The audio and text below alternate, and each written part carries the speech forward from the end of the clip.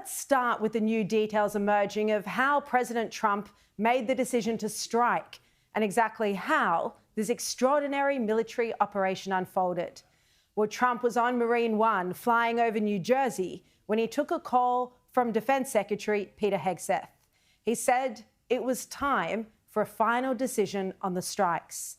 Just 2 days earlier, Caroline Leavitt, his press secretary, had told the media that Trump would decide in the next week or two. Based on the fact that there's a substantial chance of negotiations that may or may not take place with Iran in the near future, I will make my decision whether or not to go within the next 2 weeks. But that comment was designed to keep the world guessing. It wasn't a reflection on the president's indecision. It was just meant to throw the enemy off the scent, instead of giving advance warning of what was most likely coming. And once the president gave Hegseth the go-ahead, he then returned to Washington and called his closest advisors to the White House Situation Room.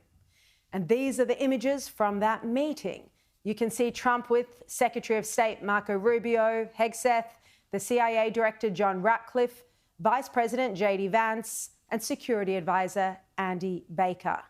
And under their watch, Operation Midnight Hammer began. There was a clever deception plan, with some B-2 bombers heading west, captured by public flight trackers. But the actual B-2 bombers headed east toward Iran. It was a 37-hour round flight for the pilots of these B-2 stealth bombers. And it's been reported they flew in silence. They took turns to sleep and even had a microwave and fridge on board for food. A flight of fighter jets accompanied the B-2s as they approached Iran for added protection. And at the same time, Tomahawk cruise missiles were launched from American submarines. In total, 125 aircraft were involved in this mission, including dozens of air refueling and intelligence aircraft. The risk was reduced by Israel's supremacy over Iranian airspace. This operation took place under the cover of night, the bombers and missiles entering Iranian airspace at 2:10 a.m. local time. The nuclear sites of Fordo, Natanz, and Esfahan were all hit in the operation that lasted 25 minutes. They attacked in the dead of night. These pictures from Isfahan capture the sight and sound of the US assault on Iranian nuclear sites. And just to get an idea of how massive those bombs are, they weigh 13,600 kilograms. But look how big they are in size compared to the height of a 6-foot-tall man. Now, 14 of those were dropped on the Natanz and the Fordo facility. And as you know by now, the Fordo facility, that's the one that's some 80 to 90 metres beneath Mount Alvand, south of Tehran. Both President Trump and Hegseth said the nuclear sites had been destroyed. Trump was flanked by Rubio, Hegseth and J.D. Vance when he announced that the mission had been a success.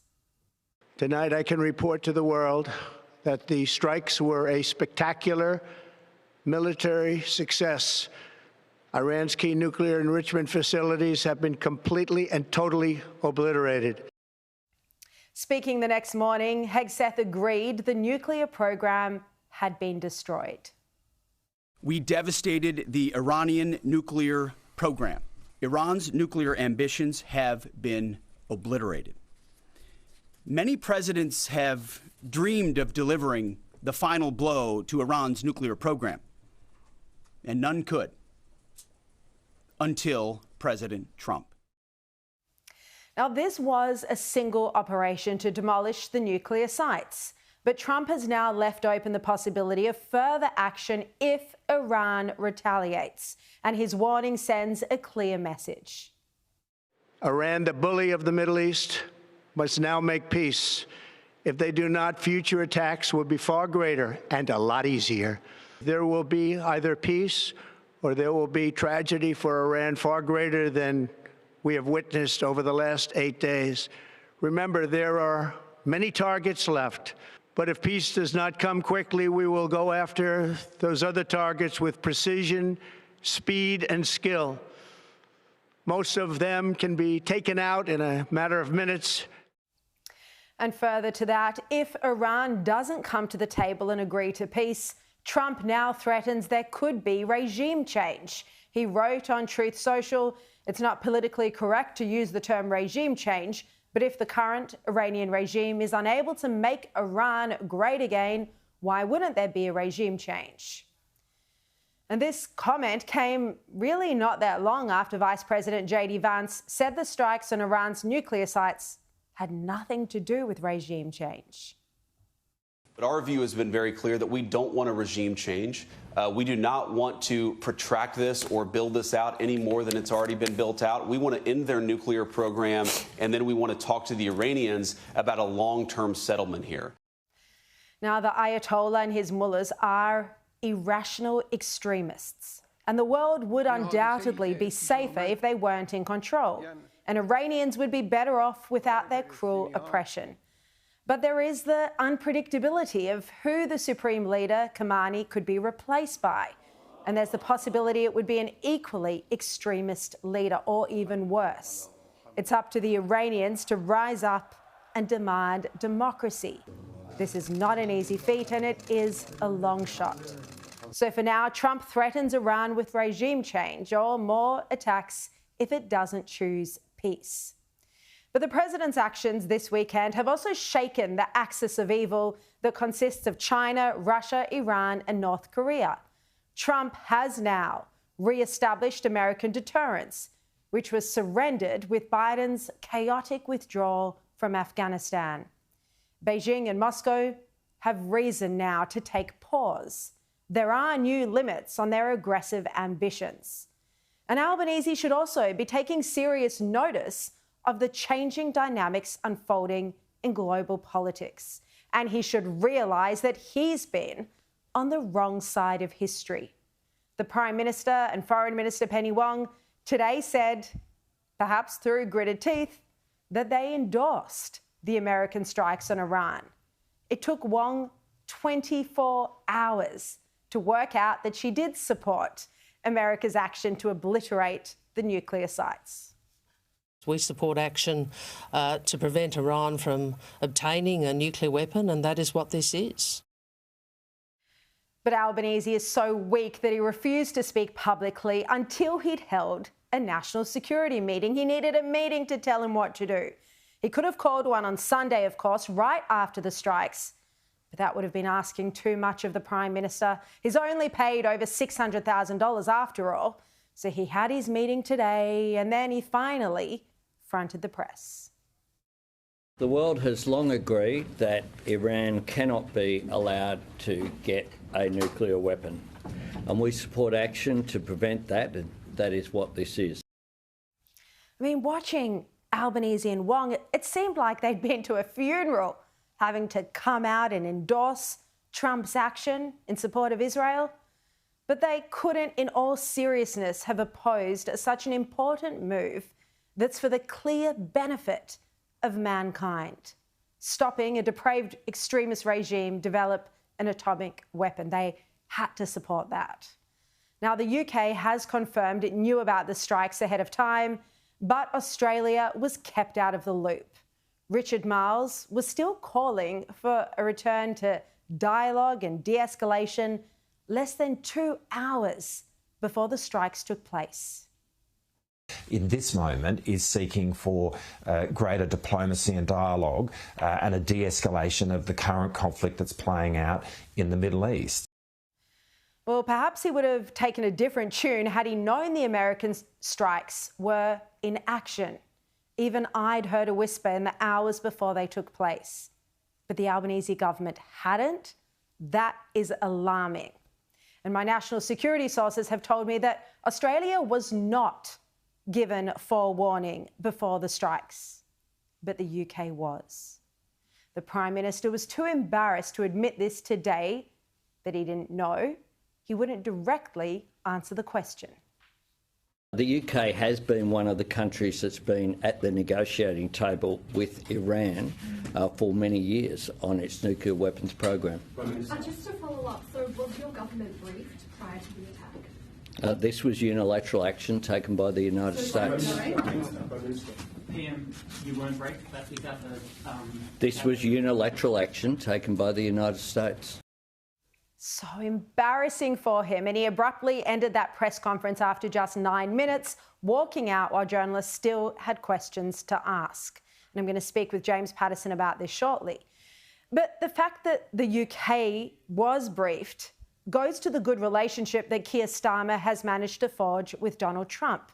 It's a relationship that is non-existent for Albanese. Australia is out in the cold thanks to this pathetic government. Albanese and Wong have made our nation irrelevant on the global stage through absurd, confused and morality-free foreign policy. And you'd have to say now that Albanese is the most inconsequential Prime Minister in global politics in a long time. It's coming up to 8 months since Trump won the election, 8 months. And Albanese has never had a face-to-face meeting. This is a new low in American and Australian relations. And the only worse international leadership has come from the United Nations. Antonio Guterres should be celebrating America removing the nuclear threat from Iran. Instead, he's objecting to it. Here's what he said on social media. He said, "I'm gravely alarmed by the use of force by the United States against Iran today. This is a dangerous escalation in a region already on edge and a direct threat to international peace and security." He said, "At this perilous hour, it is critical to avoid a spiral of chaos. There's no military solution," he says. "The only path forward is diplomacy. The only hope is peace." I mean, that is the worst possible analysis of the situation. It's Iran that has continued to use force and terrorism against the West for decades, most recently financing and sparking the October 7 massacre. Yet even after this, Tehran was given the option of diplomacy and 5 months of negotiations with the Trump administration. And it still refused to give up its nuclear ambitions. Compare Trump and Netanyahu's courage with Albanese's spineless timidity and the United Nations' appeasement of terrorism and moral depravity. There's no comparison. Trump and Netanyahu have formed quite the formidable partnership of our time. It's a conversation I'll come back to later in the show with Timothy Lynch. He's a professor of American politics. And there's no question that Trump made the right call in taking this military action. It's the only sensible decision. Another trade deal with Iran, like former US presidents chose to do, would have only given this dangerous and murderous regime billions of dollars. Billions to finance another wave of terror against Israel and the West. Billions to finance and re-empower their proxies, Hamas and Hezbollah, after Israel has spent the past 20 months weakening them. And in doing this action and the way he went about it, the President of the United States showed he is capable of calm, rational decisions. He followed a careful and considered process. He didn't rush into this.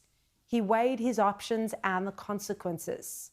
He has shown himself to be a leader of our time.